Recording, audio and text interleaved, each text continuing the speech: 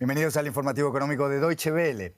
Estados Unidos se dispone a acelerar las subidas de tipos de interés si los datos económicos continúan siendo sólidos. Así lo dijo Jerome Powell hoy en una comparecencia ante el Congreso. Un mes de enero que fue inusualmente cálido en gran parte del país fue la probable causa de las buenas cifras de empleo, el alto gasto de los consumidores, alta producción industrial y una relativamente baja inflación que experimenta un ligero cambio de tendencia.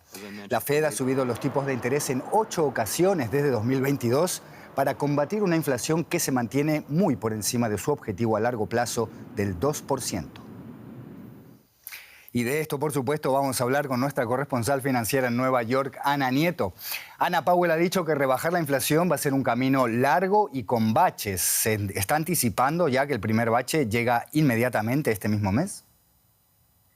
Está preparando el camino. Los datos de empleo de enero y los de la inflación han sido mucho más elevados de lo que se esperaba la Reserva Federal, que ya sabe que las subidas de las tasas de interés que hizo en el año 2022 están tardando en llegar y que se van a notar este año. Sin embargo, dice Powell que no hay pruebas de desinflación y que la rebaja de la presión en los precios este año se ha revertido. Es decir, todavía no es tan fuerte como debería ser. Si la totalidad de los datos sugieren que hay que subir más los tipos de interés, se hará. Eso es lo que ha dicho el presidente y por eso las apuestas de que se suba medio punto en la reunión del día 22 de marzo están empezando a ganar mucho más terreno frente a las apuestas del cuarto de punto. Los datos que tiene que analizar la Reserva Federal se van a conocer el primero el viernes, que es la tasa de desempleo. Se cree que habrán creado unos 200.000 nuevos puestos de trabajo en febrero. La tasa de desempleo probablemente quedará muy cercana al 3,4% actual y los datos de inflación que se conocerán el martes y el miércoles. El presidente de la Reserva Federal ha bromeado casi diciendo que no se le puede acusar de que haya subido tanto los tipos de interés, dada la situación, y dice que ve una posibilidad para que se siga subiendo, se siga luchando contra la inflación sin crear una recesión.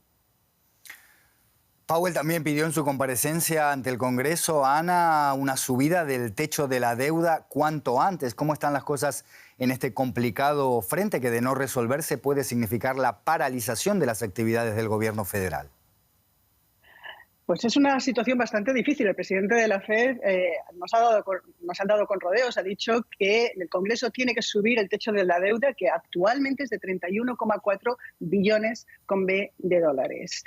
Este techo de la deuda se podría llegar a alcanzar en algún momento entre junio y agosto y en ese momento el gobierno de Estados Unidos va a tener que decidir si paga a sus bonistas, si paga a sus funcionarios o si paga a sus pensionistas, si el gobierno se sigue manteniendo abierto. El problema es que los republicanos quieren que el presidente rebaje el gasto de sus presupuestos. El presidente lo que va a hacer es el jueves presentar unos presupuestos que suben los ingresos, suben los impuestos para la gente que más dinero gana. Veremos cómo quedan las cosas, pero los economistas pintan una situación muy comprometida para Estados Unidos y para la economía global. 31 billones de dólares, una línea de crédito envidiada por todo el mundo. Ana Nieto en Nueva York, gracias, hasta la próxima. Este martes estaba previsto que la Unión Europea apruebe definitivamente la prohibición de los motores de combustión a partir del año 2035, pero Alemania, la mayor potencia automotriz del continente, ha dejado estos planes otra vez en suspenso. La Comisión Europea no se atreve todavía a poner una fecha para la conclusión de las negociaciones que acaban de reabrirse con el rechazo alemán, también italiano. Los liberales alemanes que integran la coalición de gobierno en Berlín exigen que a partir de 2035 puedan utilizarse los combustibles sintéticos. Esto sería una alternativa para poder seguir vendiendo autos de combustión. Y este martes arrancó en Berlín la ITB, la principal feria de turismo del mundo. A pesar de todas las crisis, de toda la incertidumbre, el apetito de los turistas por viajar es enorme. El World Travel Monitor destaca que el sector de la hostelería espera volver este año a los niveles prepandémicos, pero este auge en el sector del turismo no es igual para todos. Un destino que ha perdido visitantes, por ejemplo, es Perú. El motivo claro es la crisis política y la inestabilidad que atraviesa el país. Las pérdidas son millonarias, no solo para el turismo, para toda la economía. Cusco, por ejemplo, registra un 90% de cancelaciones hasta el mes de marzo, lo que hace peligrar el tradicional negocio de la Semana Santa. Y para hablar de Perú especialmente contamos con la presencia de Luis Fernando Helguero, ministro de Comercio Exterior y Turismo de Perú. Bueno, ministro, empecemos por la crisis política, un tema muy difícil de ignorar. ¿Cómo ha afectado esta situación la llegada de turistas a su país? Bueno, definitivamente hemos tenido un problema de arribo de turistas, principalmente en los meses de diciembre y de enero. En febrero hubo algunas manifestaciones, pero ya estamos viendo una luz al final de todo esto y hemos visto que a través de la política de la presidenta Dina Boluarte de buscar el diálogo, hemos podido encontrar con quién poder dialogar dentro de los diferentes estamentos de los poderes en el Perú, no solamente el poder nacional, sino también el poder regional, el poder local de las municipalidades más pequeñas, y a través de ellos poder ir hacia las comunidades que estaban haciendo algunas protestas, yo diría, no posibles de nosotros atender, excepto el adelanto de elecciones que nosotros propusimos una fecha que fue aprobada, pero después por una reconsideración en el mismo Congreso, esa reforma ya, esa votación se perdió. Estamos instando al Congreso de la República a que vuelva a considerar un adelanto de las elecciones. Los otros pedidos eran pedidos que no eran legales, como cerrar el Congreso o sacar al presidente Castillo de la cárcel por un golpe de Estado que definitivamente él hizo.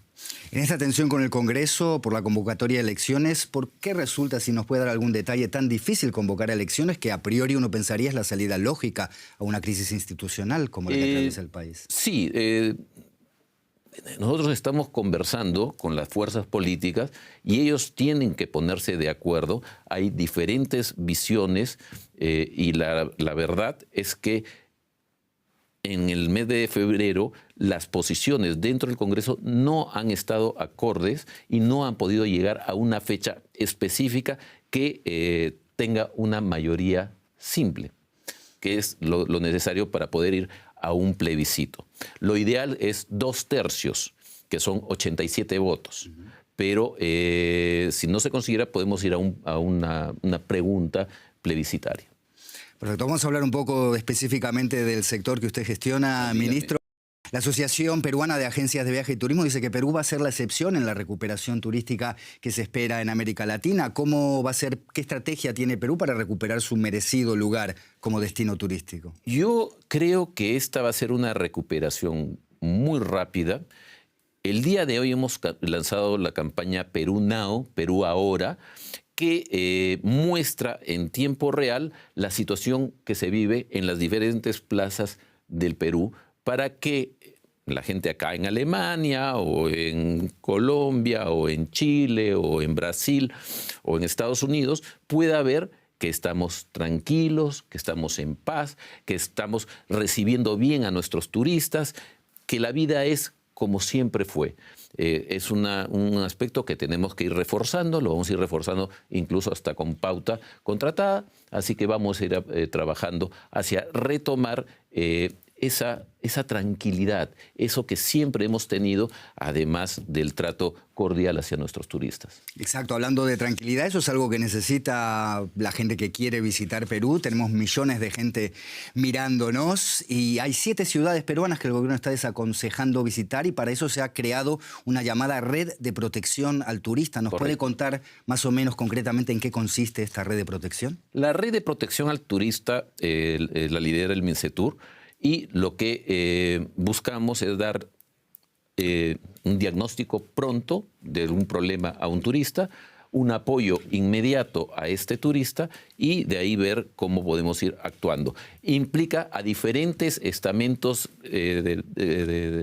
nacionales, como los gobiernos regionales, como la Policía Nacional, el Poder Judicial, si fuese el caso necesario, y así vamos haciendo una red y muy fuertemente apoyado por los privados, que también son parte importante, que en el caso de algún problema como el que sucedió en diciembre, apoyaron a los turistas que no podían regresar a Lima por que el aeropuerto estaba cerrado, por ejemplo.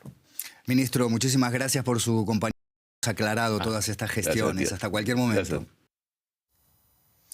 Alemania estudia prohibir algunos componentes de fabricación china en su infraestructura 5G. Esto puede ser un problema porque muchos ya están montados y habría que sustituirlos. La gran afectada sería Huawei, una de las mayores empresas de telecomunicaciones de China.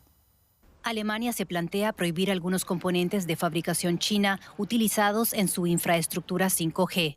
El veto incluiría piezas ya en uso y obligaría a los operadores a desmontarlas y sustituirlas. Esto afectaría sobre todo a Huawei, una de las mayores empresas de telecomunicaciones de China. Huawei forma parte del sistema chino. Existe una relación muy estrecha entre el Partido Comunista, el gobierno y Huawei. Básicamente, Huawei está en manos de Pekín. Los estrechos vínculos de Huawei con Pekín ya causaban alarma antes de la invasión rusa de Ucrania. Un hecho que dejó manifiesto el peligro de depender económicamente de países no democráticos. Alemania y otros países occidentales temen que Huawei pueda infiltrarse en sus comunicaciones o incluso cortarlas si las relaciones con China se deterioran. Reemplazar esta infraestructura sería caro, aunque quizás inevitable. Alemania aún está comenzando a implementar el 5G. Podrían dejar de utilizar el equipamiento chino mañana mismo y empezar a utilizar otro. Por otra parte, hay equipamiento que debe ser eliminado y reemplazado. Algo triste para los operadores, pero que no es más que un coste que podrían haber evitado si hubieran hecho como otros operadores en otros países. Varios países europeos siguen formulando políticas y normativas sobre telecomunicaciones, pero solo Reino Unido y Suecia han prohibido a Huawei suministrar equipos de red 5G. Ahora podría unírseles a Alemania, aunque eliminar por completo los componentes chinos en su infraestructura de redes resultará sin duda un proceso largo y costoso. Se nos acabó el tiempo. Hasta la próxima.